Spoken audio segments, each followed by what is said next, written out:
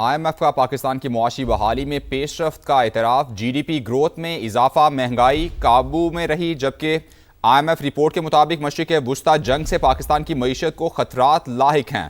Current account مجموعی طور پر متوازن رہا، رپورٹ کے مطابق زر مبادلہ کے ذخائر توقعات سے بہتر رہے ہیں۔ IMF کی رپورٹ میں پاکستان کی معاشی بحالی میں پیش رفت کا اعتراف کیا گیا ہے، جی ڈی پی گروتھ میں اضافہ ہوا، مہنگائی قابو میں رہی۔ IMF رپورٹ میں کہا گیا ہے کہ مشرق وسطی جنگ سے پاکستان کی معیشت کو خطرات لاحق ہیں۔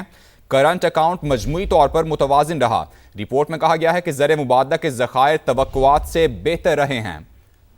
IMF کا پاکستان کی معاشی بحالی میں پیش رفت کا اعتراف، جی ڈی پی گروتھ میں اضافہ، مہنگائی قابو میں رہی۔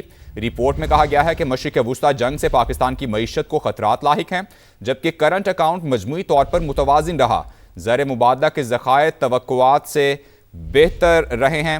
یہ IMF کی جانب سے جو رپورٹ شائع ہوئی ہے اس میں کہا گیا ہے جی ڈی پی گروتھ میں اضافہ، مہنگائی قابو میں رہی، مگر خطے کی جنگی صورتحال سے خطرات برقرار ہیں۔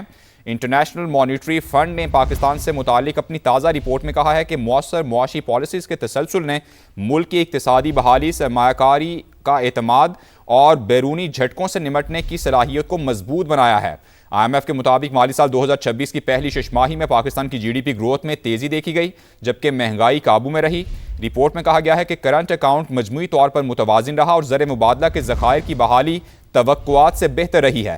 تاہم ادارے نے خبردار کیا ہے کہ مشرق وسطی میں جاری جنگ پاکستان کی قلیل مدتی معاشی صورتحال پر منفی اثر ڈال سکتی ہے، جس کے باعث غیر یقینی کی صورتحال میں اضافہ ہوا ہے۔